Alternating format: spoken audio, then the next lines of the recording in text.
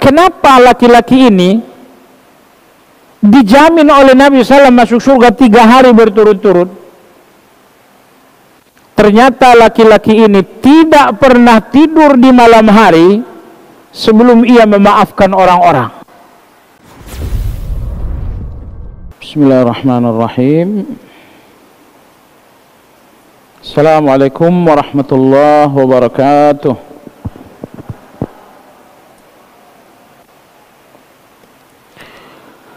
Innal hamdalillah nahmaduhu wa nasta'inuhu wa nastaghfiruh wa na'udzu billahi min shururi anfusina wa min sayyiati a'malina. Man yahdihillahu fala mudilla lahu wa man yudlil fala hadiya lahu. وأشهد أن لا إله إلا الله وحده لا شريك له وأشهد أن محمدا عبده ورسوله لا نبي بعده. اللهم صل وسلم على محمد وعلى آله وأصحابه ومن اتبعهم بإحسان إلى يوم الدين. يا أيها الذين آمنوا اتقوا الله حق تقاته ولا تموتن إلا وأنتم مسلمون. Ibu-ibu sekalian rahimakumullah, pertemuan awal kajian kita hari ini insyaallah bertema maafkanlah. Tema ini diambil dari surat An-Nur. Allah berfirman, wal ya'fu wal yasfahu ala tuhibbuna an yaghfirallahu lakum, yang artinya maka maafkanlah, wal yasfahu, dan sungguh-sungguhlah untuk memaafkan.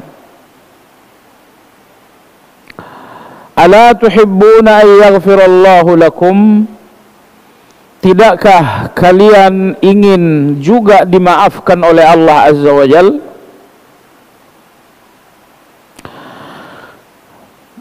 Jamaah sekalian, seharusnya dalam kehidupan interaksi manusiawi kita, baik dalam interaksi sempit seperti dalam kehidupan rumah tangga, berkeluarga, ataupun interaksi yang lebih luas seperti bertetangga dan bermasyarakat, seharusnya interaksi ini terbingkai dengan akhlakul karimah, sehingga tidak ada orang yang zalim dan tidak pula ada orang yang dizalimi. Karena ketika agama mengharuskan kita untuk berakhlak, karena hanya itu satu-satunya cara agar kita tidak menjadi kezaliman bagi orang lain. Hanya dengan akhlak itu kita tidak menjadi luka bagi orang lain.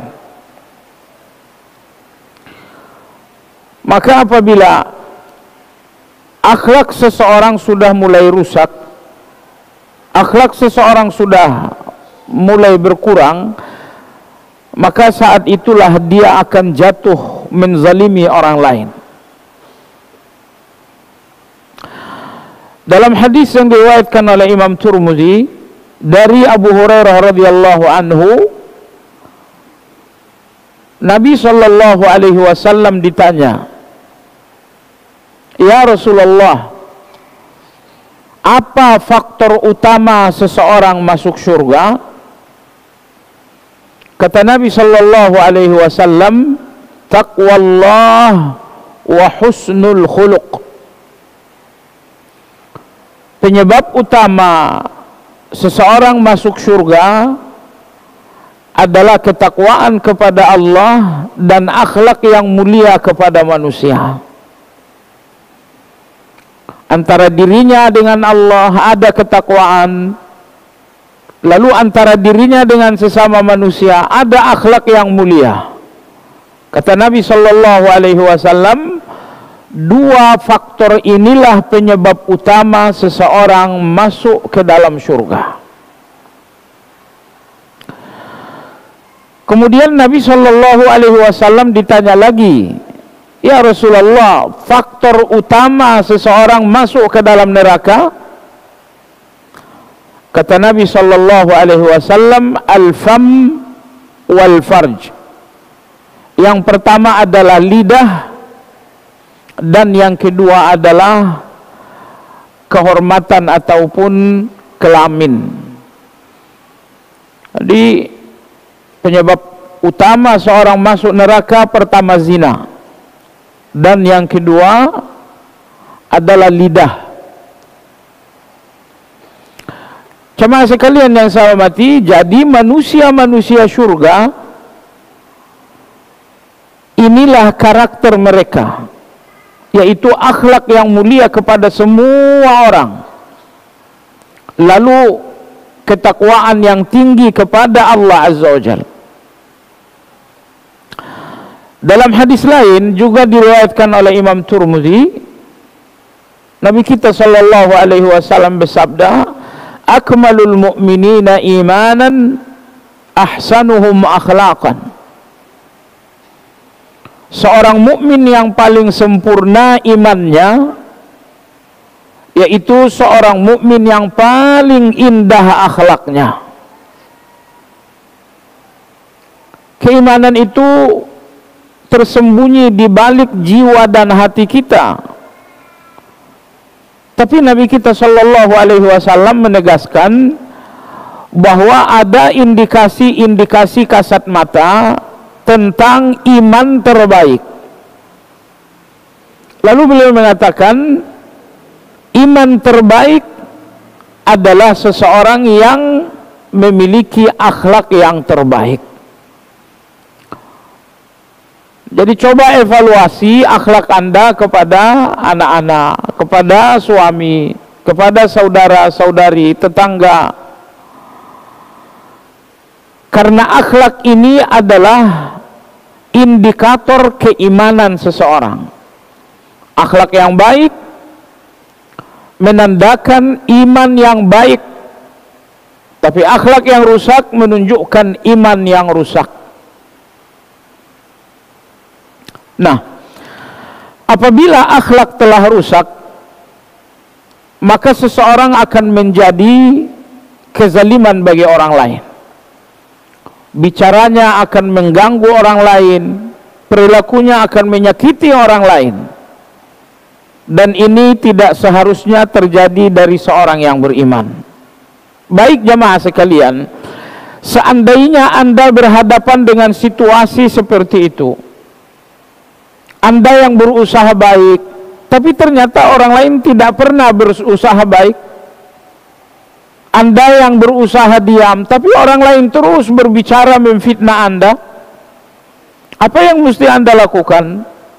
Jemaah sekalian, disinilah kita harus mengedepankan maaf dan jiwa yang lapang. Ada dua musibah yang selalu dialami oleh manusia. Pertama, musibah samawiyah, musibah yang 100% dari Allah Subhanahu wa ta'ala. Misalnya terjadi banjir bandang, misalnya terjadi gempa bumi, misalnya terjadi kematian.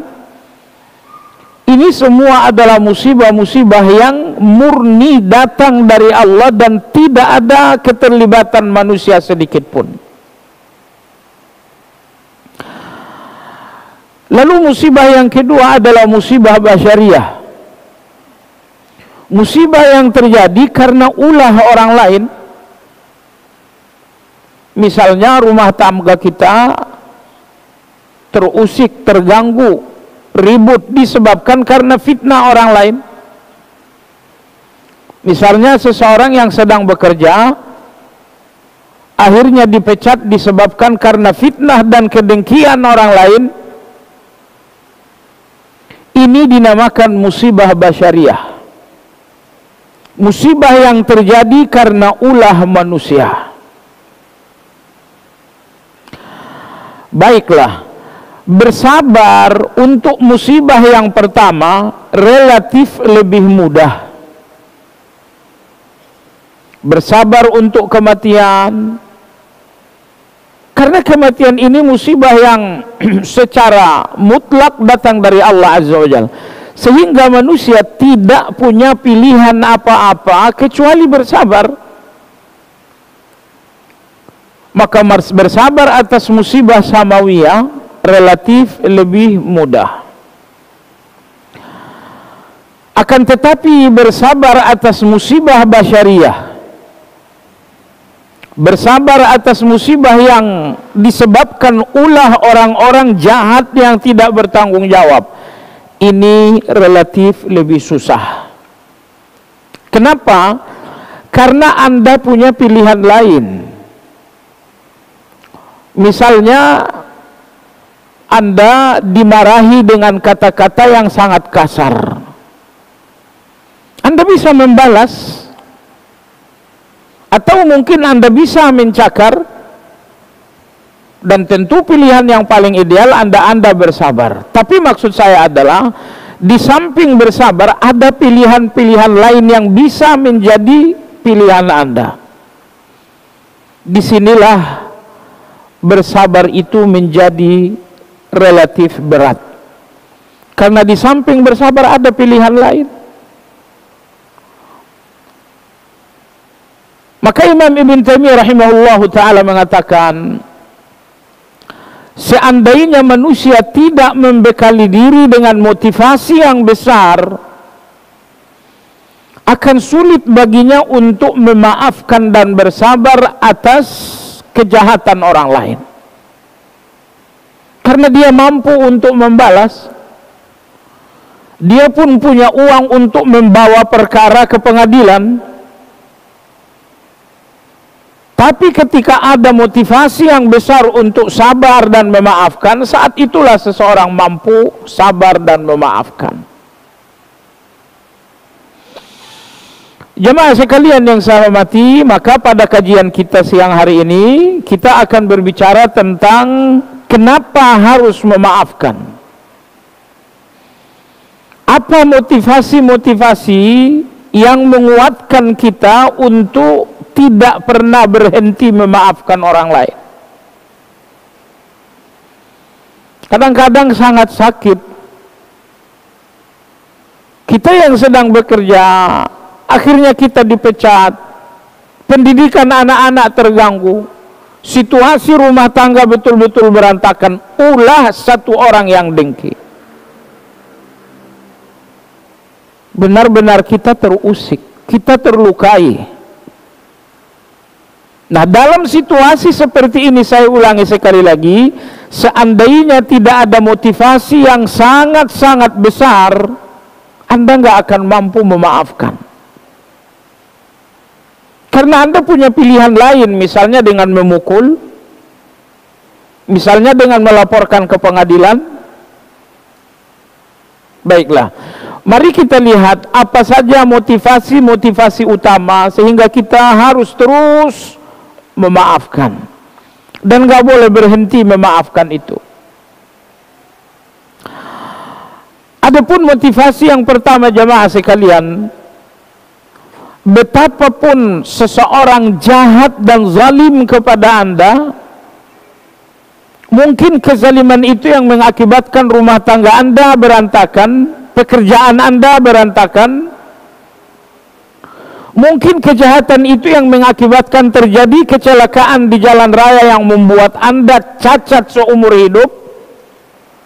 Jemaah sekalian, nomor satu, lapangkan hati Anda memaafkan dengan cara sadarilah bahwa segalanya terjadi karena takdir. Sadarilah bahwa semua kejahatan orang jahat itu terjadi karena memang itu takdir Allah Azza wa Jalla. Allah takdirkan si fulan jahat, dan Allah takdirkan Anda yang menjadi korban kejahatan itu. Semua orang-orang yang ada hubungannya dengan musibah Anda, Allah yang memilih. Ini musibah, misalnya tabrakan, siapa yang menabrak, siapa yang ditabrak, seperti apa keadaan berikutnya, semuanya telah dicatat oleh Allah Azza wa Jalla. Musibah seberat apapun akan sangat ringan begitu dikembalikan kepada takdir, begitu dikembalikan kepada Allah. Jemaah sekalian, maka musibah kita, jemaah sekalian, musibah kita terasa sangat berat sekali. Pertama, karena kita selalu menghubungkannya dengan selain Allah. Ini gara-gara si fulan, ini si fulan juga terlibat. Semakin banyak manusia yang Anda hubungkan dengan musibah Anda, niscaya musibah itu akan terasa sangat berat sekali. Tetapi bila mana musibah itu segera Anda hubungkan dengan Allah, ini takdir Allah. 50.000 tahun sebelum langit dan bumi diciptakan oleh Allah, Allah sudah mencatat musibah ini. Jadi musibah ini keputusan Allah, musibah ini adalah catatan Allah. Orang-orang jahat ini hanyalah jalan untuk musibah ini terjadi. Saat Anda sadar bahwa musibah Anda, kejahatan orang lain, kezaliman orang lain, bahwa ini adalah catatan dan keputusan Allah, maka kemudian Anda pun sadar bahwa ini tidak ada yang salah. Allah putuskan kejahatan orang ini, Allah yang memutuskan kezaliman ini bisa terjadi karena ini keputusan Allah, tidak mungkin salah. Tidak mungkin salah dalam pengertian pasti ada hikmah yang sangat besar.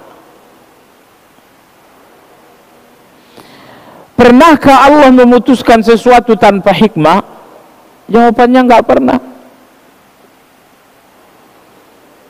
Jemaah sekalian, kehidupan kita hanya dua warna. Terkadang kehidupan itu rahmat, tapi kadang-kadang kehidupan itu hikmah. Anda dapat uang, Anda diangkat dengan posisi pekerjaan, gaji besar, itu keinginan Anda, itu namanya rahmat. Tapi bahwa Anda dizalimi, Anda difitnah, kejadian yang tidak Anda inginkan, itu namanya hikmah.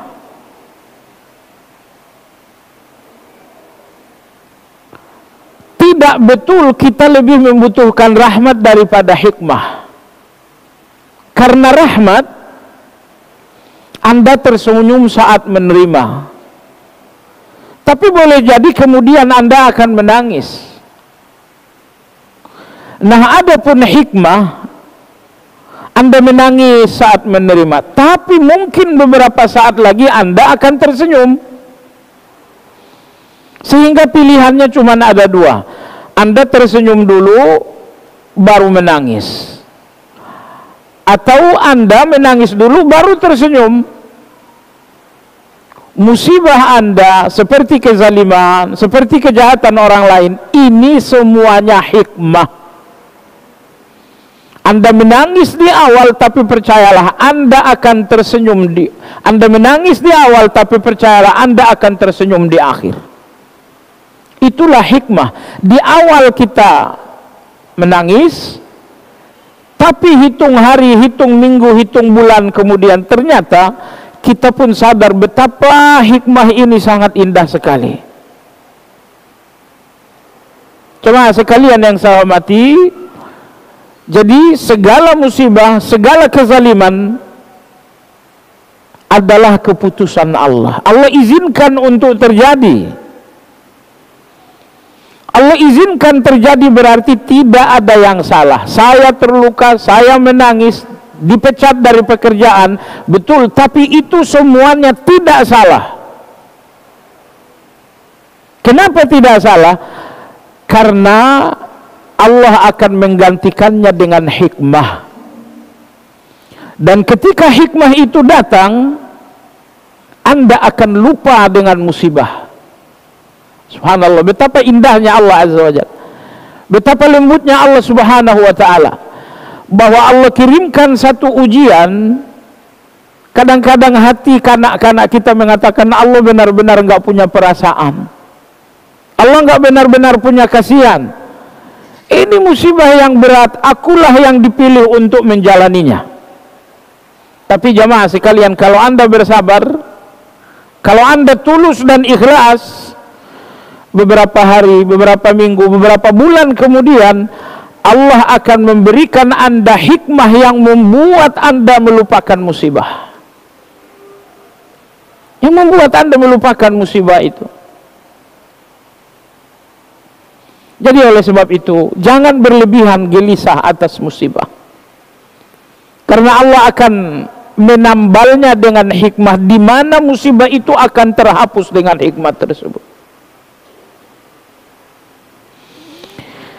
Jemaah sekalian yang saya hormati,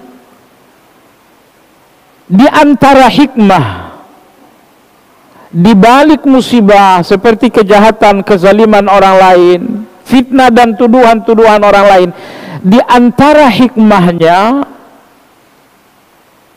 Anda gelisah dan kemudian Anda diampuni oleh Allah. Sebagian orang gelisah, tapi gelisahnya tidak menghasilkan apa-apa, kecuali hati semakin tertekan. Ini orang yang lalai. Orang-orang yang sudah belajar, mereka mampu membuat gelisah menjadi ibadah. Mereka gelisah, tapi mereka bisa membuat gelisah itu menjadi ibadah. Caranya sabar. Gelisah Anda nggak ada nilainya, walaupun hati Anda babak belur, walaupun jiwa Anda benar-benar remuk, nggak akan ada nilai gelisah Anda kecuali ketika Anda bersabar. Tapi ingat, begitu Anda bersabar atas satu gelisah, niscaya gelisah ini menghapuskan dosa. Anda gelisah 2 hari, 2 hari Anda dalam ampunan Allah Azza wa Jalla. Anda gelisah 1 minggu, 1 minggu Anda dalam ampunan Allah Azza wa Jalla. Nabi kita SAW dalam hadis sahih, beliau bersabda, "Ma yusabul mu'minu min wasabin wala nasabin wala hammin wala ghammin hatta syaukatu yushakuha illa kaffarallahu biha khatayahu." Tidaklah seorang mukmin mengalami sakit, ataupun letih, ataupun gelisah, ataupun sedih, ataupun tertusuk duri tajam, ini 5, melainkan semuanya akan menjadi sebab dosa-dosa diampuni oleh Allah Azza wa Jalla. Dan jemaah sekalian yang saya hormati, mungkin istighfar kita nggak cukup untuk dosa-dosa kita. Dosa kita banyak, istighfar kita sedikit, sehingga istighfar yang sedikit ini tidak akan tuntas menghapus dosa-dosa Anda. Lantas apa yang Allah lakukan agar dosa Anda tetap hapus? Allah kirimkan Anda gelisah. Datanglah seseorang yang jahat, muncullah seseorang yang zalim, jahat, zalim, dan ini membuat Anda gelisah. Tetapi Nabi SAW mengatakan, gelisahmu adalah ampunan. Oleh sebab itu jamaah sekalian, jangan lagi memahami gelisah itu seperti melihat musuh. Jangan lagi melihat gelisah Anda seperti melihat musuh. Tapi kita orang-orang yang beriman, kita melihat gelisah kita, maka yang nampak adalah ampunan Allah Azza wa Jalla. Ini gelisahku, ini adalah ampunanku. Ini gelisahku, ini adalah penghapusan dosa-dosaku. Baik jemaah sekalian, inilah motivasi pertama, maafkanlah. Karena semua kejahatan yang terjadi, kezaliman yang melukai, semuanya tidak terjadi tanpa izin Allah. Dan Allah mengizinkannya terjadi karena Allah ingin memberikan Anda hikmah. Hikmah pertama, dosa Anda dihapus. Hikmah yang kedua, hati Anda semakin tawaduk. Kadang-kadang jamaah sekalian, hati kita ini bengkak dengan takabur, bengkak dengan kesombongan, hingga akhirnya datanglah orang yang sangat jahat, menghina-hina kita, menista-nista kita. Orang yang sangat jahat ini melakukan pelecehan terhadap harga diri kita. Anda sakit, iya, tapi kan sombong Anda juga menjadi hilang. Iya, kadang-kadang sombong kita ini tidak hilang kecuali setelah datang orang yang menghina. Kamu itu orang kampung kok belagu. Kamu itu pendidikan cuma sampai di situ kok kayaknya kamu. Jadi jamaah sekalian, kita sakit memang dengan penghinaan ini, tapi coba lihat bagaimana takabur Anda betul-betul terkikis begitu dihina oleh orang lain. Anda tahu kan bahwa pintu surga tidak akan dibuka oleh Allah apabila di dalam hati kita ada takabur meski hanya sebesar debu. Dan ternyata dalam hati kita ini ada takabur. Sementara Anda akan masuk surga. Tidak mungkin Anda masuk surga dengan takabur itu. Maka Allah kirimkanlah seseorang yang akan menghina, yang akan menista, yang akan merusak harga diri. Semua ini antara lain hikmahnya agar kesombongan Anda hilang, agar takabur Anda menjadi hilang. Tadinya memang kita mungkin sok pintar, sampai ada yang bilang, kamu sekolah sampai di mana sih? Akhirnya kita sadar, nggak ada gunanya sok pintar. Tadinya kita sok kaya, sampai akhirnya ada yang bilang, memang kekayaan suamimu sampai berapa triliun?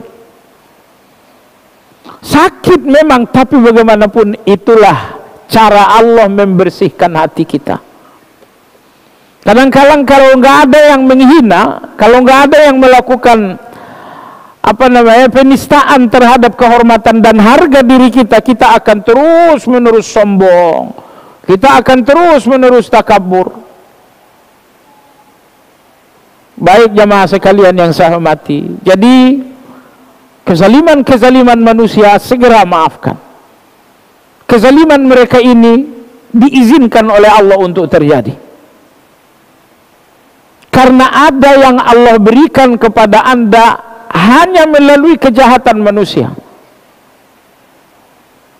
Baik jemaah sekalian, yang kedua, kenapa Anda mesti harus memaafkan? An yashhada dzunubahu. Sadari dosa-dosa Anda, bahwa ketika kita berdosa, terkadang Allah Subhanahu wa ta'ala akan menggunakan kekeliruan orang lain untuk menghukum kita. Mungkin kita terlambat beristighfar. Maka jemaah sekalian, begitu Anda berdosa, saya berdosa, siapapun berdosa, segera hapus dengan istighfar. Kalau Anda lalai, Anda terlambat menghapus dosa itu dengan istighfar, maka Allah akan menghapusnya dengan musibah. Kalau Allah menghapusnya dengan musibah samawiyah, mudah untuk Anda hadapi dengan sabar. Tapi terkadang Allah menghapus dosa Anda dengan musibah basyariah, dengan kejahatan manusia. Jadi jamaah sekalian, kejahatan-kejahatan manusia terkadang, memang bukan 100%, terkadang adalah cara Allah untuk menghukum kita agar kemudian dosa-dosa kita terhapus. Dalam ayat Allah Subhanahu wa taala berfirman, "Wa ma asabakum min musibatin fabima kasabat aydikum." Dan tidak satu musibah pun terjadi, tidak satu kata pun melukai, melainkan ini semua tidak lepas dari ulah dan perbuatan kalian, kata Allah Azza wa Jalla. Jadi tidak ada musibah, tidak ada kezaliman orang lain yang tidak ada hubungannya dengan dosa Anda. Lebih tepatnya lagi, dosa yang terlambat ditaubati, kalau sampai Anda terlambat istighfar atas satu dosa, maka Allah akan menghukum Anda dengan kekeliruan orang lain, dengan kesalahan orang lain, agar dosa Anda dihapus oleh Allah Azza wa Jalla. Seseorang akan menemukan hasil perbuatannya sendiri. Seseorang akan panen apa yang dia tanam sendiri. Kalau Anda tanamkan kebaikan, Anda akan panen kebaikan. Tapi kalau Anda tanamkan keburukan, Anda akan panen keburukan itu juga. In ahsantum ahsantum li anfusikum wa in asa'tum falaha. Semua perbuatan baik akan kembali kepada Anda, tapi semua perbuatan buruk pun akan kembali kepada Anda juga. Baik jemaah sekalian yang saya hormati, jadi hal kedua yang memudahkan kita memaafkan, betapapun Anda sakit dengan kejahatan orang lain, mungkin kejahatan orang lain adalah kejahatan Anda kepada orang lain juga yang Anda tidak sadari kecuali dengan melalui orang ini. Hari ini mungkin Anda dituduh, Anda pun sakit, tapi cobalah Anda evaluasi. Pernahkah Anda menuduh orang lain? Oh, ternyata 20 tahun lalu saya pun pernah memfitnah orang lain. Keadilan adalah jalan kehidupan. Dan terkadang kejahatan kita membuahkan kejahatan orang lain saat kita udah lupa kejahatan kita itu. Misalnya hari ini Anda dilecehkan oleh seseorang, Anda sakit sekali, tapi coba Anda evaluasi, pernahkah Anda melecehkan orang lain juga? Anda jangan gampang baper dengan kejahatan orang lain, itu nggak bijaksana sama sekali. Ingat jemaah sekalian, semua peristiwa yang terjadi, kejahatan dan kezaliman manusia, cara Allah untuk Anda belajar tentang diri Anda sendiri. Semuanya adalah cara Allah untuk Anda mengkaji dan mengevaluasi diri. Dan ternyata ketika hari ini Anda dilecehkan, ketika Anda evaluasi, Anda pun jujur melihat diri Anda sendiri, ternyata jawabannya 20 tahun lalu saya pernah melecehkan seseorang sampai dia malu di depan banyak orang. Jemaah sekalian yang saya hormati, keburukan akan kembali kepada yang bersangkutan. Kalau keburukan itu bagi Anda sakit, maka jangan pernah lakukan kepada orang lain. Oleh sebab itu, memaafkan akan mudah apabila Anda sadar bahwa kejahatan orang lain itu mungkin karena dosa Anda. Kejahatan orang lain ini mungkin kezaliman saya yang saya tidak sadari. Hukuman Allah tidak selalu datang dalam waktu yang cepat. Misalnya hari ini kita memukul orang, belum tentu hari ini kita dipukul orang. Tetapi setelah 5 tahun, kita sudah lupa dengan kejahatan kita, tiba-tiba kita dipukul oleh seseorang. Kita pun sakit, tapi Anda sakit karena Anda nggak sadar bahwa Anda pun pernah memukul orang lain. Jadi ternyata kezaliman orang itu sakit Karena kita udah lupa dengan kezaliman kita sendiri kepada orang lain. Adapun kalau kita selalu sadar bahwa kita pernah zalim kepada orang lain, niscaya kezaliman hari ini tidak terlalu menyakitkan. Jadi oleh sebab itu, motivasi yang kedua agar Anda lebih mudah memaafkan, sadarilah kejahatan dan kezaliman orang lain itu boleh jadi hasil dari dosa-dosa. Dosa yang Anda mungkin sudah tidak ingat karena sudah lama. Maka jamaah sekalian,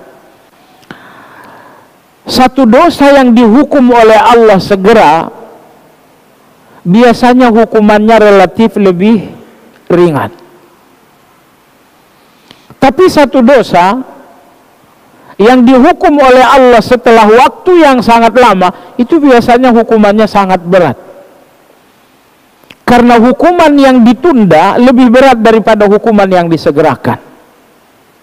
Yang bisa Anda lakukan adalah jangan mengundang hukuman itu. Dan kalau sudah terlanjur, segera taubat dan beristighfar. Tidak ada yang menghapus hukuman Allah kecuali istighfar. Allah berfirman dalam surat Al-Anfal, "Wa ma kana Allahu liyu'adzibahum wa anta fihim. Wa ma kana Allahu mu'adzibahum wa hum yastaghfirun." Wahai Muhammad, Allah tidak akan menghukum mereka sepanjang engkau ada di tengah-tengah mereka.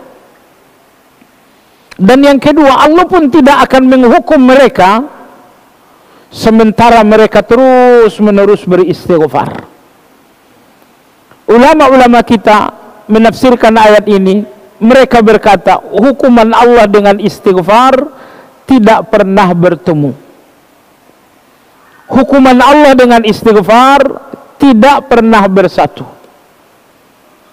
Jadi kalaupun Anda jatuh pada satu kejahatan, tapi kemudian Anda istighfar, hukuman ini enggak akan terjadi. Imam Hasanul Basri rahimahullahu ta'ala mengatakan, seandainya Allah ingin menurunkan bencana kepada satu kampung, dan saat itu ada orang yang beristighfar, Allah akan membuat cara agar orang yang istighfar ini keluar kampung, untuk kemudian hukuman itu pun terjadi kepada kampung itu. Kenapa? Karena hukuman Allah dengan istighfar itu nggak pernah bertemu. Kalau Allah menghukum saya, menghukum Anda, karena kita sudah lalai beristighfar. Maka banyak-banyaklah beristighfar agar hukuman Allah itu tidak terjadi. Baik. Motivasi yang ketiga, kenapa kita harus memaafkan? Motivasi yang ketiga, karena pahala memaafkan itu sangat besar. Karena pahala memaafkan itu sangat besar. Jemaah sekalian yang saya hormati, di antara pahala memaafkan adalah ampunan dari Allah. Dalam surat An-Nur Allah Subhanahu wa taala berfirman, "Wal ya'fu wal yasfahu. Ala tuhibbuna an yaghfirallahu lakum?" Maafkanlah dan lapang dadalah. Apa bedanya maaf dan lapang dada? Bahasa kadang-kadang Al-Quran memerintahkan maaf, lalu kemudian Al-Quran memerintahkan wal yasfahu. Al-afu dan as-safhu. Maaf itu menghapus kesalahan orang lain. Lalu as-safhu itu menghapus sakit hati. Jadi kalau Anda memaafkan tapi hati masih sakit, itu masih maaf namanya. Dan Al-Quran memerintahkan Anda dua hal. Wal ya'fu, maafkan kesalahan itu agar Anda tidak sakit hati. Wal yasfahu, dan jangan lagi sakit hati.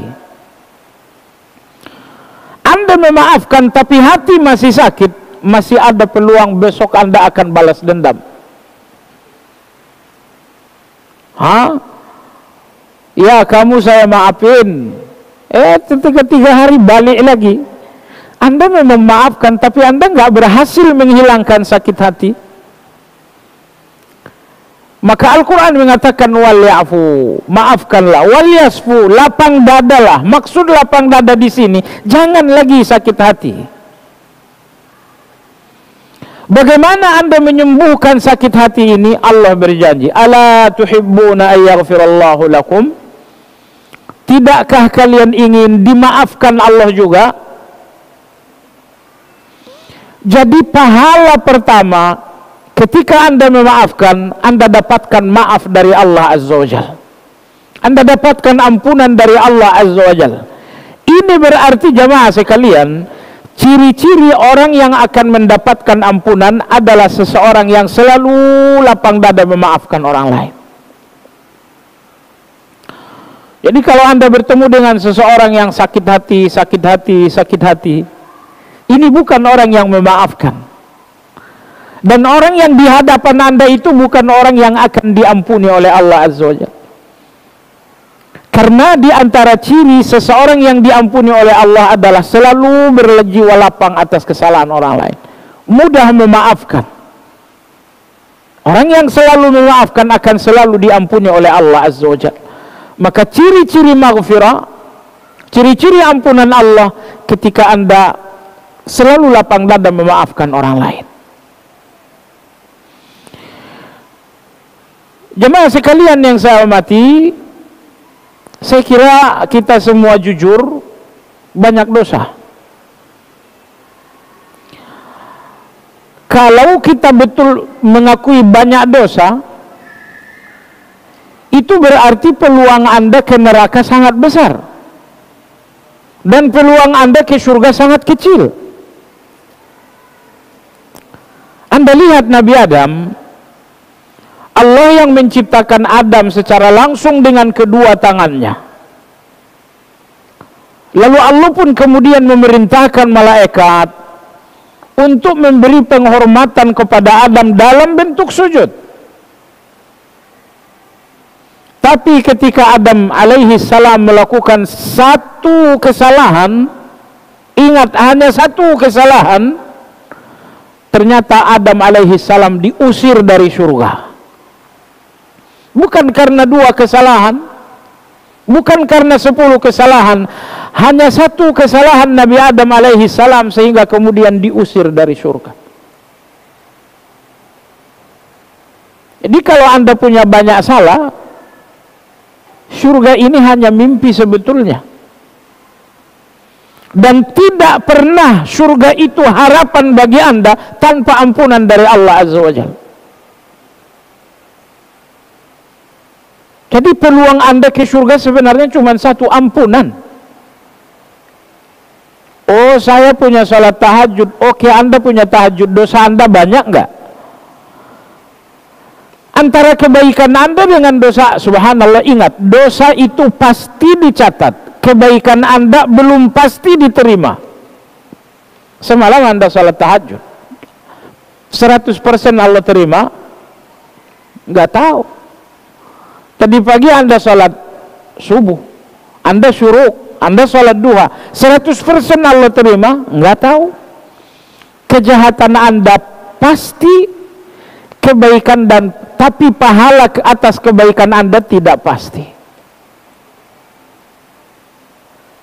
Oleh sebab itu, apakah kebaikan dan ibadah saya adalah harapan saya?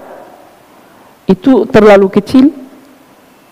Maka saya katakan sekali lagi jamaah sekalian, satu-satunya harapan terbesar kita ke surga adalah ampunan Allah. Kebaikan-kebaikan ini sulit untuk jadi harapan, karena Allah terima pun belum tentu. Jadi saya ulangi sekali lagi, harapan terbesar untuk pintu surga terbuka untuk Anda adalah ampunan Allah. Masalahnya adalah bagaimana Anda dapatkan ampunan itu. Allah Subhanahu wa ta'ala mengajari Anda. bahwa kalian akan dapatkan ampunan Allah, kata Allah, tapi maafkan pula hamba-hamba Allah. Jemaah sekalian yang saya hormati, indah kehidupan ini kalau di antara kita nggak ada dendam. Indah kehidupan ini kalau setiap kali saya salah, Anda lapang dada memaafkan. Tapi kehidupan yang lapang ini menjadi sesak, karena begitu saya salah, saya tidak temukan orang yang memaafkan. Jemaah sekalian, saya ingin katakan kepada Anda bahwa di antara cara paling indah mencintai orang lain adalah cintai ia dengan maaf. Suami, apa cara terindah Anda mencintai suami? Cintai suami Anda dengan maaf. Katakan kepada diri Anda sendiri, aku nggak akan pernah berhenti memaafkan kamu. Ingat jemaah sekalian, semua orang yang dekat dengan Anda karena Anda punya maaf untuk mereka. Ini anak-anak itu dekat dengan Anda karena Anda memaafkan kesalahan mereka. Dan tidaklah ada orang yang jauh dari Anda kecuali karena Anda memang sudah tidak punya maaf lagi. Jemaah sekalian yang saya hormati, rumah tangga,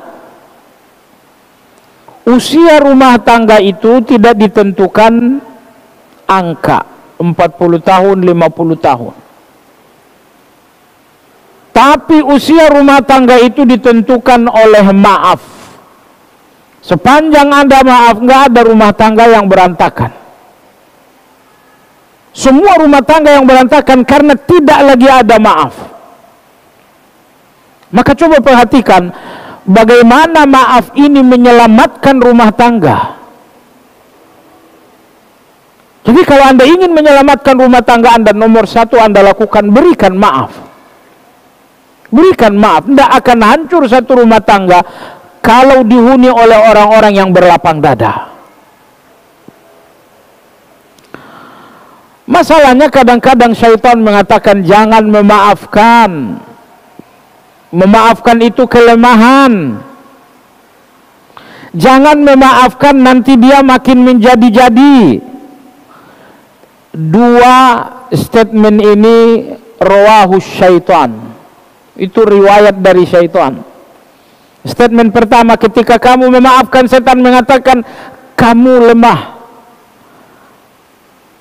Apakah orang yang memaafkan itu orang yang lemah? Enggak, itu sesungguhnya orang-orang yang tangguh. Orang yang tangguh, orang yang kuat adalah orang yang memaafkan. Kenapa? Ingat, orang yang memaafkan itu enggak pernah kalah. Semua yang kalah adalah orang yang berusaha melawan. Jadi kalau Anda nggak mau kalah, jangan melawan tapi maafkan. Maka Nabi kita SAW bersabda, wa ma zadallahu abdan bi'afwin illa izza. Dan tidaklah Allah memberikan seseorang jiwa pemaaf melainkan Allah memberikannya kekuatan. Jadi ternyata maaf kita dalam pandangan agama, maaf kita adalah kekuatan kita. Kenapa? Karena orang yang memaafkan itu nggak pernah kalah. Siapa orang yang kalah? Orang yang kalah itu orang yang melawan. Si fulan jahat dengan saya, akhirnya saya lawan. Oh, ternyata dia luar biasa. Saya kalah. Subhanallah, agama ini tidak mau Anda menderita. Agama ini nggak mau Anda kalah. Agama Anda ingin Anda kuat, Anda selalu menang. Maka agama mengatakan maafkanlah agar kamu tidak pernah kalah, agar kamu selalu menang. Baik jemaah sekalian yang saya hormati, jadi motivasi yang ketiga, kenapa saya harus memaafkan? Karena maaf itu memiliki pahala yang sangat besar. Apakah maaf itu rugi? Tidak ada orang memaafkan yang rugi. Semua orang yang memaafkan untung. Ya, Gak ada ruginya memaafkan orang lain. Jemaah sekalian yang saya hormati, alasan keempat kenapa Anda harus memaafkan, salamatul qalb, agar hati Anda bersih. Kalau Anda tidak memaafkan, hati Anda kotor dengan kebencian. Kalau Anda tidak memaafkan, hati Anda kotor dengan dendam. Ingat, kebencian Anda menyiksa Anda sebelum Anda berusaha menyiksa orang lain. Saya ulangi, kebencian Anda menyiksa Anda sebelum Anda berusaha menyiksa orang lain. Ya, kalau kita benci, kita selalu berusaha untuk melampiaskan itu. Tapi Anda jangan berpikir kebencian Anda hanya menyakiti orang lain. Tidak, kebencian Anda justru menyakiti Anda sendiri sebelum Anda menyakiti orang lain. Darah tinggi naik, jantung berdetak kencang. Kenapa? Kebencian. Kebutuhan keluarga kurang, saya harus ke Alfamart dulu. Tapi kalau di Alfamart nanti ketemu dengan tetangga sebelah, gimana jadinya? Mestinya Anda tidak terhalangi mau kemanapun. Tapi ketika Anda benci dan dendam, dunia yang lapang ini menjadi sempit. Mau belanja ke mall, gimana kalau tetangga sebelah juga belanja, nanti ketemuan gimana tuh? Jadi oleh sebab itu jemaah sekalian, Anda perlu memaafkan orang lain, salamatul qalb, untuk membersihkan hati. Anda tahu jemaah sekalian, ada satu hadis, kalau nggak salah pernah disampaikan dalam kajian ini, diriwayatkan oleh Imam Ibn Hibban dari Anas bin Malik radhiyallahu anhu, bahwa ada seorang laki-laki, Nabi Shallallahu Alaihi Wasallam mengatakan ini penghuni surga, dan Nabi menyebutkan itu 3 hari berturut-turut. Ini penghuni surga, penghuni surga, penghuni surga. Dan akhirnya setelah ditelisik oleh Abdullah bin Amr radhiyallahu an, kenapa laki-laki ini dijamin oleh Nabi SAW masuk surga 3 hari berturut-turut? Ternyata laki-laki ini tidak pernah tidur di malam hari sebelum ia memaafkan orang-orang. Jadi kalau dia mau tidur nih, dia coba bayangkan hari ini siapa yang jahat. Oh, tadi tukang sayur seolah-olah nggak menghargai saya baper betul tak, tapi sudah saya maafkan. Hari ini siapa yang jahat? Oh, tadi suami pergi nggak ngucapin salam, padahal saya betul-betul terusik, maafkan. Inilah yang menjadi kebiasaan laki-laki ini. Setiap malam dia tidak pernah tidur kecuali setelah memaafkan orang-orang yang bersalah di siang hari.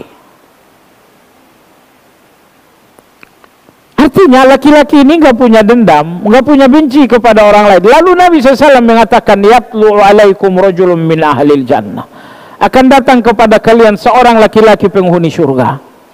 Jadi lihat, laki-laki ini dijamin surga oleh Nabi SAW bukan karena tahajud yang banyak, bukan karena tilawah yang banyak, bukan karena sedekah puluhan juta dalam sehari. Laki-laki ini 3 kali dijamin Nabi SAW masuk surga karena hatinya yang bersih, karena hatinya yang tidak pernah mengidap kebencian dan dendam kepada orang lain. Baik jemaah sekalian yang saya hormati, maka alasan keempat kenapa Anda harus memaafkan, untuk membersihkan hati dari benci, untuk membersihkan hati dari dendam, untuk membersihkan hati dari permusuhan. Apa untungnya hati yang bersih? Jawabannya surga. Allah berfirman dalam surat Al-A'raf, wa naza'na ma fi sudurihim min ghillin tajri min tahtihimul anhar. Penghuni-penghuni surga adalah orang-orang yang kami cabut dalam hati dari hati mereka kebencian, permusuhan, kedengkian. Jadi ternyata hati yang kotor itu nggak bakal masuk surga. Hati yang selalu membungkus dendam, insya Allah nggak akan masuk surga. Jadi kalau Anda termasuk orang yang merindukan surga, Anda sujud karena rindu surga, Anda tilawah karena rindu surga, maka pastikan hati Anda pun bersih. Nggak ada kebencian, nggak ada permusuhan. Karena di antara cara terbaik merindukan surga adalah dengan membersihkan hati. Dalilnya adalah hadis yang tadi.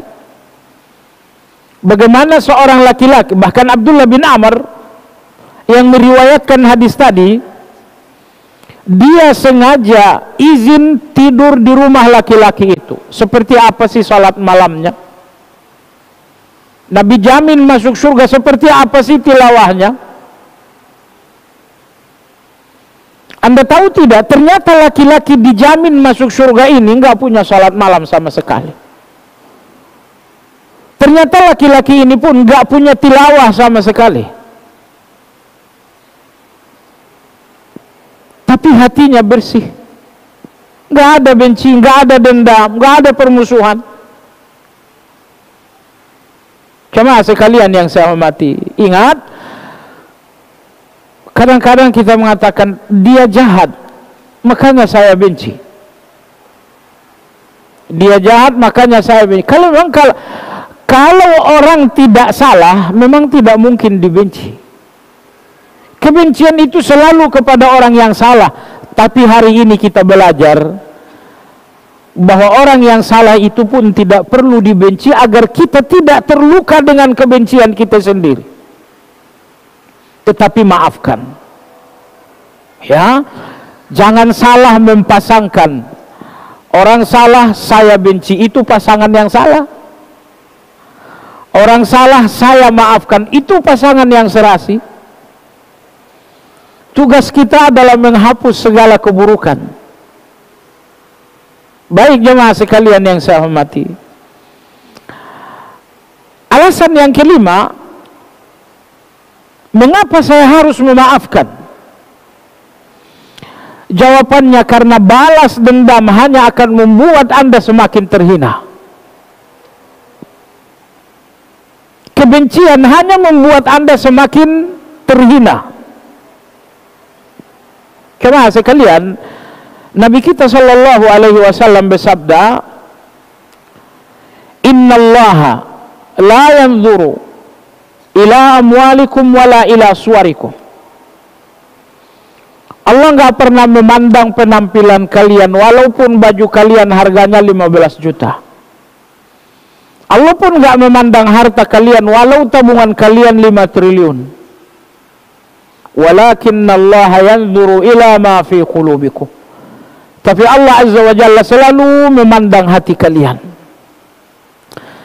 Kalau manusia memandang baju ini, manusia memandang kendaraan ini, tapi di mana pandangan Allah? Pandangan Allah ternyata ada di dalam hati ini. Kalau seandainya detik ini Allah memandang hati Anda, lalu Allah temukan kebencian di dalam, apa jadinya? Ketika Allah memandang hati Anda, ternyata Allah melihat dendam ada di dalam, apa jadinya? Anda akan hina dalam pandangan Allah. Begitu pandangan Allah menemukan kebencian, permusuhan, menemukan dendam di hati Anda. Ingat jamaah sekalian, pandangan Allah hanya kepada hati. Maka jangan sampai hati ini menjadi tong sampah. Ada sampah dengki, ada sampah takabur, ada sampah benci, ada sampah dendam. Pandangan Allah hanya untuk hati, maka jangan membuat hati Anda tong sampah. Ada kebencian, dendam, dengki, takabur, sombong, ujub, dan lain-lain.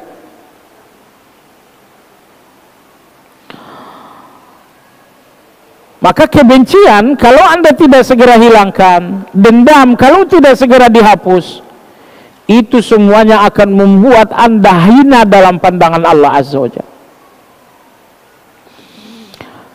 Apa yang terjadi kalau Allah memandang Anda dengan hina? Jemaah sekalian, kalau Allah memandang hina seseorang, maka kehinaan itu akan turun ke bumi. Sehingga perlahan-lahan manusia pun akan memandang Anda dengan hina. Sehingga perlahan-lahan orang pun tidak menghargai Anda lagi. Tidaklah hilang kehormatan seseorang kecuali karena dia hina dalam pandangan Allah Azza wa Jalla.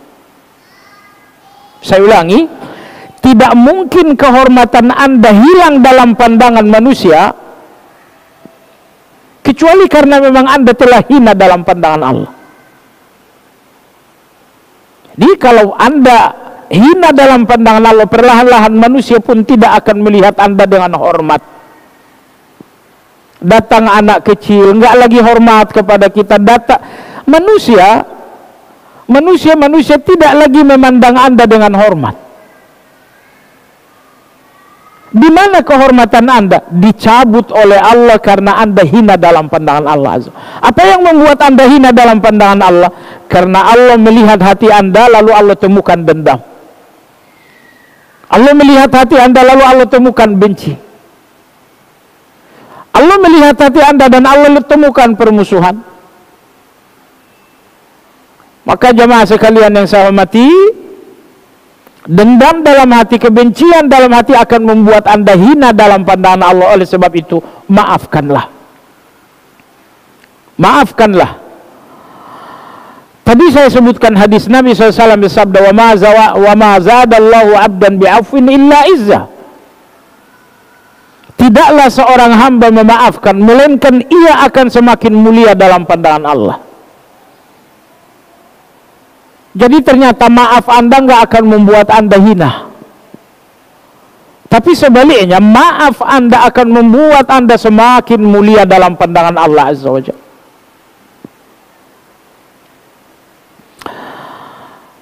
Alasan yang keenam, kenapa kita harus memaafkan? Al-jaza'u min jinsil amal. Karena balasan sesuai dengan perbuatan. Kalau hari ini Anda memaafkan orang lain, percayalah esok atau lusa Anda akan menemukan jiwa yang lapang untuk kesalahan Anda. Jemaah sekalian, kita ini manusia. Walau kita berusaha tidak salah, tapi kita pasti akan salah juga. Karena kesalahan kita itu alamiah dan fitrah kita. Misalnya esok hari tanpa sengaja tiba-tiba Anda jatuh melakukan kesalahan, dan gak tanggung-tanggung Anda berbuat salah kepada seseorang yang ternyata istri seorang jenderal. Anda memang tidak sengaja, tapi dia nggak tahu Anda nggak sengaja. Yang dia tahu Anda salah. Saya ulangi sekali lagi, ketika Anda salah kepada orang lain hanya tahu Anda salah. Mereka nggak tahu Anda nggak sengaja. Apa yang Anda butuhkan dalam situasi seperti ini? Anda butuh orang ini memaafkan Anda. Anda ingin orang ini lapang dada untuk kesalahan Anda. Itulah yang Anda butuhkan. Tapi jamaah sekalian, akan sulit Anda temukan jiwa-jiwa yang lapang untuk Anda kalau Anda sendiri tidak berjiwa lapang untuk kesalahan orang lain. Akan sulit Anda temukan maaf orang lain kalau Anda sangat pelit memberi maaf untuk orang lain. Siang dan malam itu bergilir. Siapa yang salah, siapa yang benar, itu bergilir. Tidak selamanya Anda benar.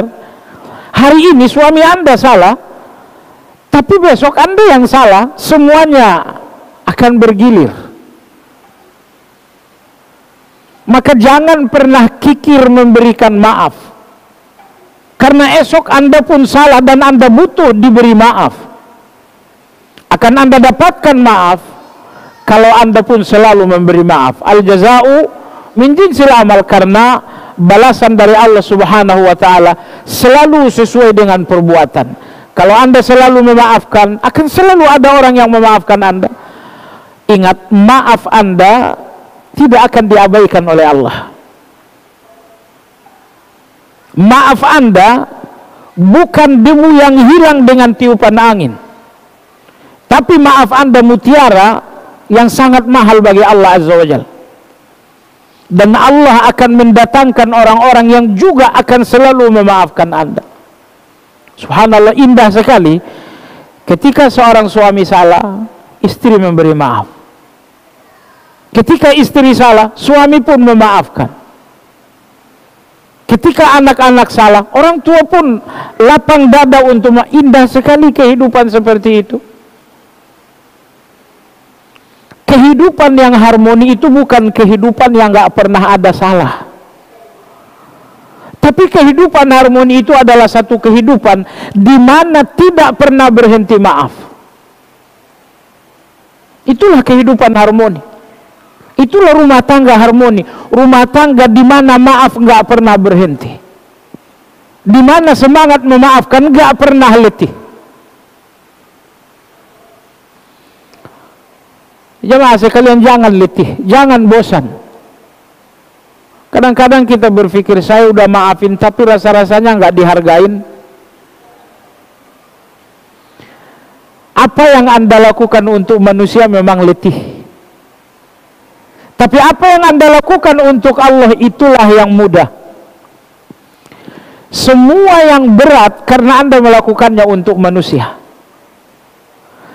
Dan semuanya akan menjadi mudah dan ringan kalau Anda melakukannya untuk Allah Azza wa Jalla. Jamaah sekalian, jadi begini. Saya khawatir Anda melihat maaf itu hanya sekedar maaf, maka akan berat bagi Anda. Tapi kalau Anda melihat maaf Anda adalah ibadah, insya Allah akan mudah bagi Anda. Kamu kenapa memaafkan? Ibadah kepada Allah Azza wa Jalla. Ketika maaf ini bukan sekedar maaf, tapi ibadah, maka dia akan menjadi ringan. Maka dia akan menjadi mudah. Allahu Akbar. Makanya Allah Azza wa Jalla seperti tadi dibacakan oleh qari kita, santri kita, wa ma khalaqtul jinna wal insa illa liya'budun. Aku enggak menciptakan kalian kecuali untuk ibadah. Semua yang Anda lihat sebagai ibadah, Anda akan menikmatinya, Anda akan ringan melakukannya, Anda akan penuh motivasi dan semangat melakukannya. Maka tidaklah ada yang terasa berat kecuali ketika Anda tidak memahaminya sebagai ibadah. Jemaah sekalian, nyuruh anak salat, satu kali pasti bahasa Anda, suara Anda datar. Tapi kalau sudah 7 kali nyuruh anak sholat nggak bergerak juga, mungkin suara Anda akan tinggi. Sampai-sampai tetangga tahu, oh azan zuhur berkumandang, sebentar lagi suara tinggi. Jemaah sekalian, kenapa sih Anda mesti emosi? Karena Anda tidak lagi memahami, memerintahkan salat ini adalah ibadah. Kalau Anda selalu membingkai perintah anak salat itu adalah ibadah, Anda nggak mungkin meninggikan suara. Karena kalau Anda memerintahkan anak salat dengan suara yang tinggi, itu bukan ibadah lagi, itu marah namanya. Itu ya. Tadi suara Anda pelan, ayo nak kamu salat. Oh itu ibadah itu. Tapi memang setan tidak mau Anda beribadah, maka setan panas-panasin hati Anda. Anak Anda memang luar biasa jahatnya, anak Anda memang gak menghargai Anda, darah daging Anda sendiri gak menghargai Anda. Muncul banyak pikiran sampai akhirnya suara Anda betul-betul ngambil volume paling tinggi. Jemaah sekalian, ketika Anda sudah marah, Anda sudah tidak dalam keadaan ibadah lagi. Karena bahasa marah itu bukan bahasa ibadah. Terlebih kalau bahasa marah Anda udah nggak bagus. Nah, jadi baik, kita kembali kepada memaafkan. Maaf itu berat karena kita melihat maaf kita hanya sekedar maaf. Seandainya kita melihat maaf itu adalah ibadah, insya Allah maaf itu akan terasa lebih ringan. Maka mulai sekarang jamaah sekalian, jangan lagi melihat maaf itu maaf, tapi lihatlah maaf Anda itu adalah ibadah.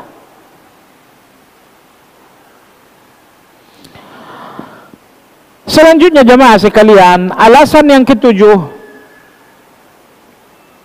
kenapa Anda harus memaafkan? Karena Anda nggak boleh menyanyiakan waktu Anda. Kalau Anda tidak memaafkan seseorang, akan ada lamunan-lamunan benci. Duduk termenung, aduh si fulan ini memang jahat banget. Aduh si fulan ini memang perlu dikasih pelajaran. Anda ngelamun 5 menit, 1/4 jam hanya berpikir gimana cara bikin hitung-hitungan dengan orang itu. Cuma sekalian coba lihat, waktu yang paling mahal itu Anda buang dengan tiada manfaat. Kenapa? Kebencian akan mengotori waktu Anda sehingga waktu itu nggak bernilai. Subhanallah. Kadang-kadang kita dalam salat sekalipun, begitu enaknya baca Allahu Akbar, kita baca doa iftitah, kita khusyuk, Allahumma ba'id baini wa baina khataaya, kita khusyuk. Tapi setan berpikir, apa yang bisa kulakukan merusak ibadah orang ini? Kalau misalnya Anda sedang berencana beli emas 50 gram, oh itu bisa tuh. Tapi mungkin Anda bisa melawan, maka setan datang dari pintu kebencian. Ini orang ini kan lagi berantem sama tetangga. Ini orang ini kan lagi berantem sama adiknya. Maka begitu dalam sholat mulai baca Fatihah, Alhamdulillahirabbil alamin. Aduh, adik saya memang nggak tahu diri. Ar-Rahmanir Rahim, dulu yang nyekolahin saya. Sekarang giliran nikah saya nggak diundang. Maliki yaumiddin, nggak tahu diri banget. Coba lihat jemaah sekalian, di mana khusyuk. Anda tidak membersihkan hati Anda dari kebencian, sehingga kebencian itu bahkan merusak sholat Anda. Baik jemaah sekalian yang saya hormati, maka alasan ketujuh, kenapa Anda harus memaafkan orang lain? Agar waktu tidak terbuang sia-sia. Karena orang yang benci, karena orang yang dendam akan menghabiskan waktu untuk melamun dendam dan benci. Jahat. Kadang-kadang dia duduk seorang diri begini, duduk masih baik, duduk makin lama tiba-tiba air matanya berderai. Dia menangis seorang diri. Kenapa? Dia sedang menyiksa diri dengan bayang-bayangan kebencian, dengan dendam kepada orang lain.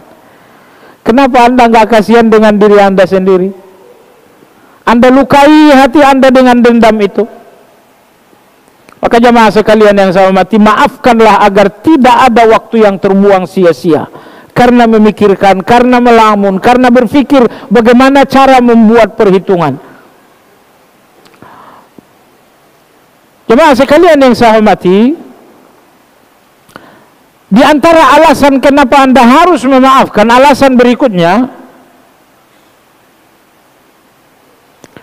karena Rasulullah Shallallahu Alaihi Wasallam, panutan Anda, ikutan Anda, nggak pernah balas dendam.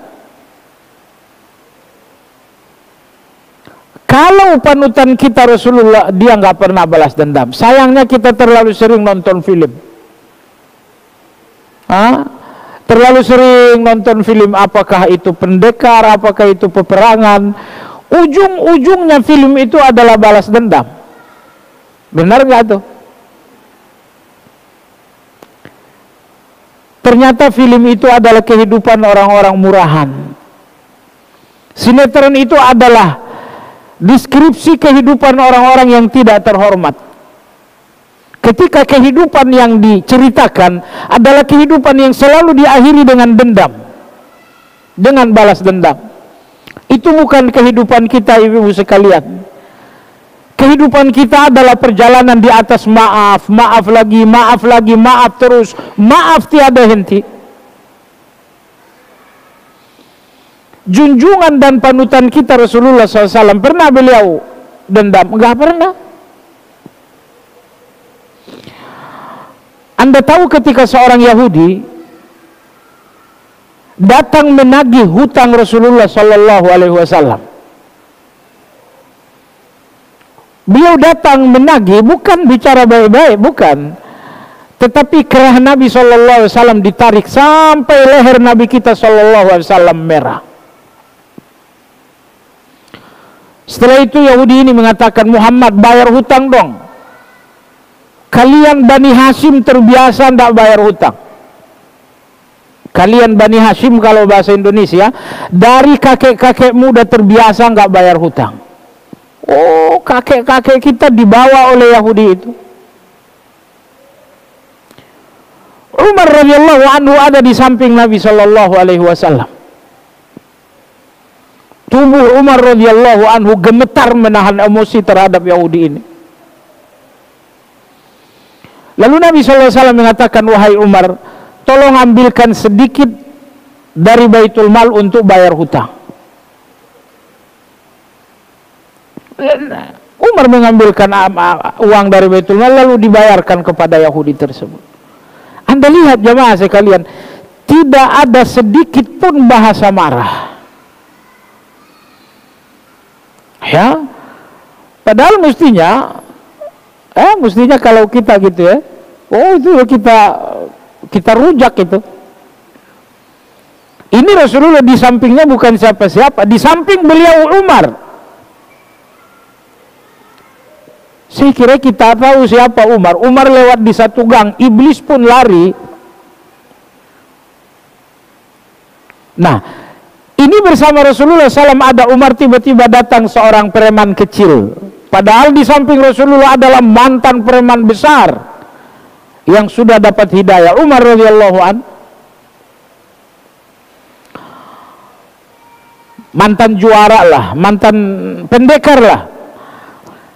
Tapi Nabi SAW tidak berpikir sedikit pun untuk benci, untuk dendam. Oleh sebab itu, alasan berikutnya, alasan yang ke-8, kenapa Anda harus memaafkan? Karena tauladan Anda Rasulullah SAW nggak pernah dendam dengan kesalahan orang lain. Beliau selalu mengajarkan untuk memaafkan kesalahan orang lain. Alasan ke-9, kenapa Anda harus memaafkan? An yashhada ma'iyatallahi ma'ahu idza sabar. Ketika Anda berjuang untuk memaafkan, saya katakan berjuang karena memang memaafkan itu bukan sesuatu yang mudah. Anda nggak salah apa-apa, tapi kemudian Anda dizalimi. Namun ada lapang dada yang membuat Anda memaafkan. Maka sekali lagi, memaafkan itu memang perjuangan. Tapi perjuangan bagi orang yang belum biasa. Kalau Anda udah terbiasa memaafkan itu manis, sehingga tidak lagi perjuangan namanya. Tapi baiklah, di level seperti kita mungkin memaafkan ini masih sifatnya perjuangan. Kita belum mencicipi manisnya memaafkan orang lain. Maka ketika Anda harus berjuang memaafkan orang lain, maka alasan yang ke-9, an yashhada ma'iyatallah. Sadarilah bahwa Allah bersama Anda ketika Anda sedang memaafkan. Allah membersamai Anda orang-orang yang memaafkan. Kenapa? Karena tidak ada orang yang memaafkan tanpa sabar. Energi memaafkan itu datang dari kesabaran. Semakin besar sabar, semakin mudah maaf. Tapi semakin tidak ada sabar, semakin sulit untuk memaafkan. Dan Allah berfirman dalam Al-Quran, wasbiru innallaha ma'as sabirin. Bersabarlah kalian, karena Allah bersama orang-orang yang sabar. Di tengah malam Anda bersabar dalam bertahajud, Allah bersama kalian. Di dalam kebencian orang lain Anda bersabar memaafkan, Allah bersama Anda. Imam Ibnu Qayyim rahimahullah ta'ala mengatakan, imbalan paling besar untuk orang-orang yang memaafkan adalah Allah berikan kebersamaan. Sekali lagi, imbalan terbesar dari Allah untuk orang-orang yang memaafkan, untuk orang-orang yang bersabar, Allah berikan kebersamaan. Allah mengatakan, aku bersama kamu. Pertanyaan saya jamaah sekalian, Anda memaafkan dan Allah bersama Anda. Kalau Allah bersama Anda, siapa yang akan mengalahkan Anda? Anda tidak pernah kalah sementara Allah bersama dengan Anda. Tapi Allah bersama Anda ketika Anda memaafkan, ketika Anda sabar. Oleh sebab itu orang-orang memaafkan itu nggak pernah kalah, selalu menang, selalu menang. Karena orang yang memaafkan bersama dengan Allah Azza wa Jalla. Jemaah sekalian yang saya hormati, alasan yang ke-10 kenapa Anda harus memaafkan, yujibu ruju'a khasmihi. Karena dengan memaafkan Anda sedang membuat musuh Anda menyesal. Ini ada orang yang jahat dengan saya. Kalau kejahatan ini saya balas dengan kejahatan juga, emang maunya dia. Kalau kejahatan saya balas juga dengan kejahatan, apa bedanya dia dengan saya? Ingat, Anda harus memaafkan orang zalim agar Anda tidak sama dengan orang zalim. Sebab kalau Anda membalas cuman beda status aja. Dia duluan, Anda nomor 2. Dia penjahat nomor 1, Anda penjahat nomor 2. Jadi Anda perlu memaafkan agar Anda tidak sama dengan dia. Lalu jemaah sekalian, alasan yang 10 kenapa Anda harus memaafkan, agar musuh Anda menyesal. Sebab kalau ada orang yang zalim kepada Anda dan Anda nggak membalas apa-apa, bahkan Anda mengatakan nggak apa-apa, nggak apa-apa. Justru maaf, Anda nggak memaafkan, itulah yang membuat orang-orang zalim ini makin menyesal. Saya udah kata-katain tapi dia nggak ngebalas. Saya udah fitnah tapi dia nggak ngebalas.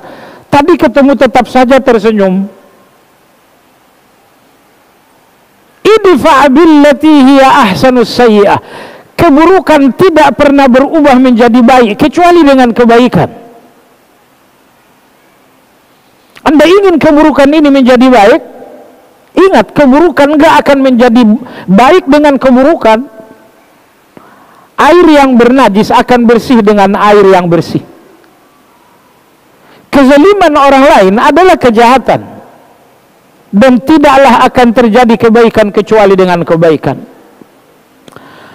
Maka beberapa kali dalam Al-Quran agar kita memerintahkan agar kita membalas kejahatan dengan kebaikan. Kalau Anda membalas kejahatan dengan kejahatan, menunjukkan bahwa memang dalam diri Anda kejahatan itu ada.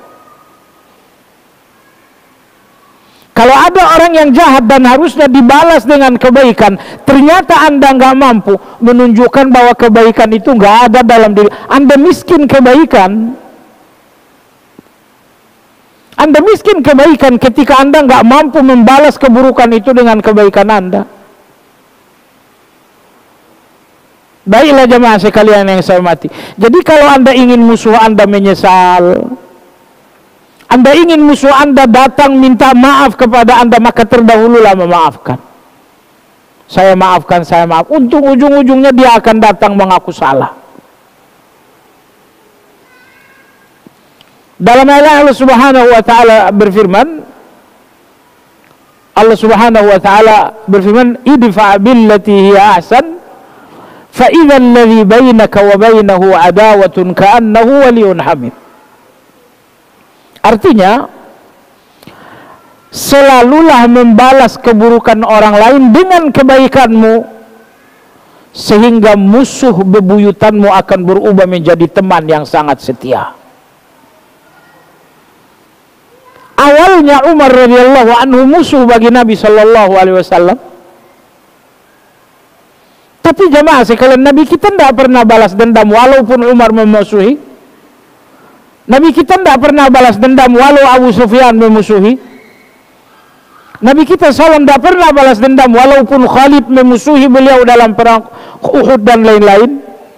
Apa yang terjadi ketika kebencian-kebencian itu selalu dimaafkan Nabi SAW? Ternyata kemudian mereka ini menjadi sahabat pembela-pembela yang luar biasa. Jadi Anda nggak bisa mengubah kebencian orang lain menjadi cinta kecuali dengan maaf. Kecuali dengan maaf.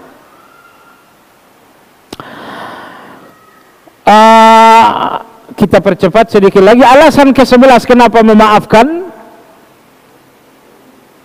agar kejahatan orang lain tidak semakin menjadi-jadi.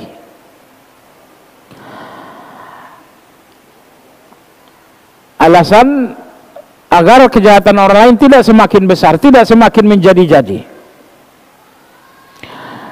Cuma sekalian, alasan berikutnya kenapa Anda harus memaafkan: karena ketika Anda memaafkan itu kebaikan. Dan ketika Anda melakukan kebaikan itu, maka akan mudah bagi Anda memaafkan juga. Maka Anda bukan mudah bagi Anda kebaikan-kebaikan lain. Ingat, satu kebaikan akan berat bagi orang yang selalu berbuat dosa. Namun ketika Anda memaafkan dan itu satu kebaikan, niscaya kebaikan memaafkan itu akan memudahkan Anda untuk banyak kebaikan-kebaikan lain. Jemaah sekalian yang saya hormati, demikianlah kajian kita tentang kenapa harus memaafkan. Kajian hari ini sepenuhnya dikutip dari Qawaidus Sabar, ditulis oleh Imam Ibn Taimiyah rahimahullahu ta'ala. Ibu-ibu yang saya hormati, apa yang Anda dengar semoga menjadi ilmu di tempat ini, namun menjadi amal di luar masjid. Dalam masjid jadi ilmu, di luar masjid jadi amal. Wallahu ta'ala a'lam.